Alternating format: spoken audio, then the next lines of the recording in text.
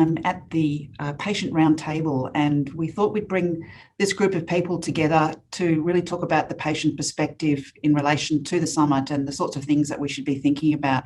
So I'm very pleased to have this group together, and I thank them for their time, and also thank Janelle Bowden, who has helped us coordinate it. So I think you'll find this very, very interesting.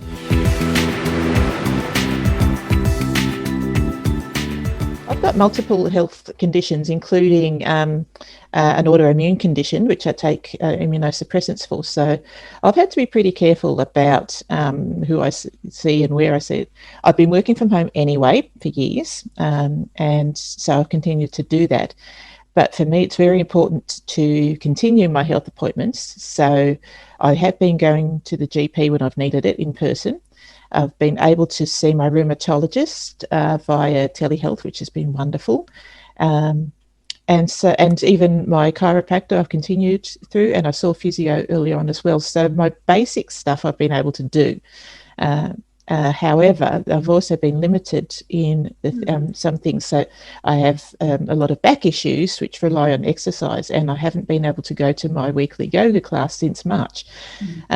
So for me, I kind of didn't realise how much that affected me until by about April, May, I was in a lot of back pain, and luckily found a lot of Zoom classes, and so I've been trying to do that, and it's motivated me even more to exercise myself at home. Unfortunately, it did mean I needed to have a cortisone injection.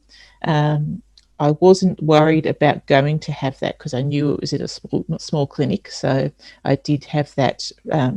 I had the initial appointment face-to-face and then went and had the cortisone injection.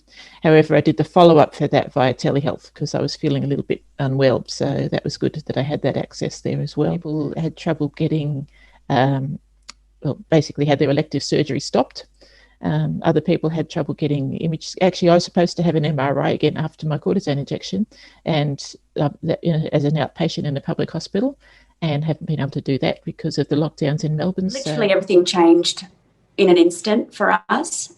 So Anna's, my daughter, living with type 1, has a regular 3-month endocrinologist appointment at our hospital. They immediately went to telehealth. So we missed out on 2 appointments so far with that. Telehealth was great. We could do it at a time which was convenient. The second telehealth I actually did with Anna out the front of school in my car after Anna did a maths exam. So I think that necessity has actually allowed us to move into a whole different space where health consumers are now maybe understood a little bit more in terms of our restrictions.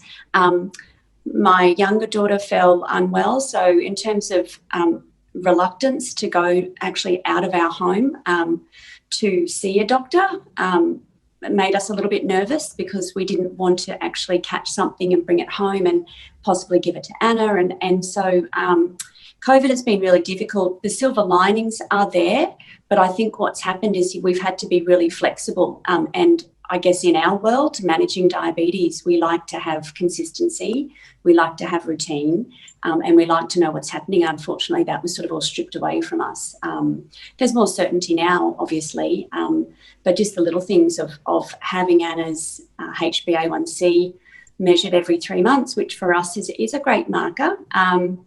We didn't have that done for 6 months, so we were sort of in a bit of a black hole of how are we actually travelling. So in some respects, it has been good for us to allow flexibility and just to focus on what's important, what does Anna need, and keep an eye on, I guess, how her body behaves in terms of diabetes.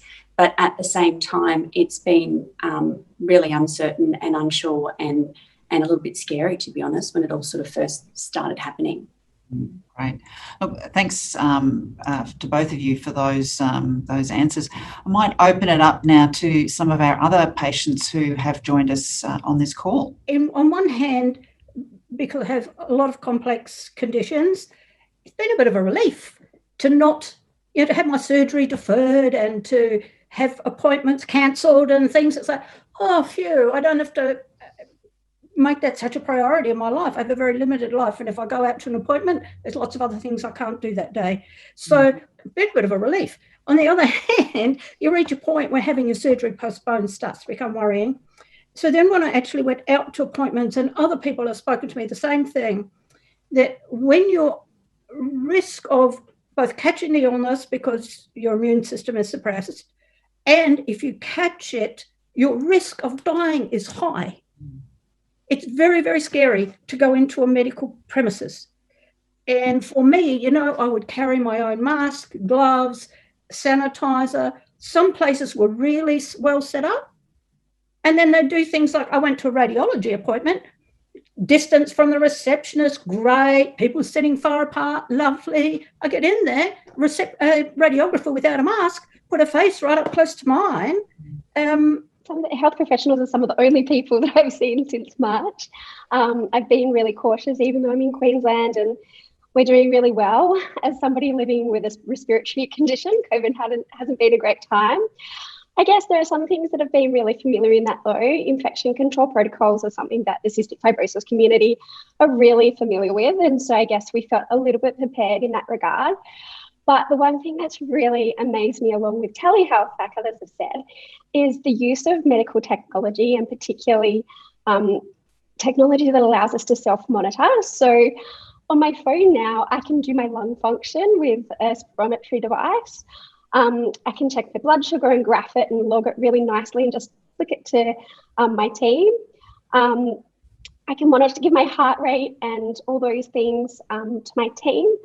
I can order my prescriptions. It's just reminded me how amazing technology is and how lucky we are, I guess, in that regard. And to see the adoption of those things, I think, has been really terrific. And I hope that we can just build on that now. And it's kind of given us the push that we needed.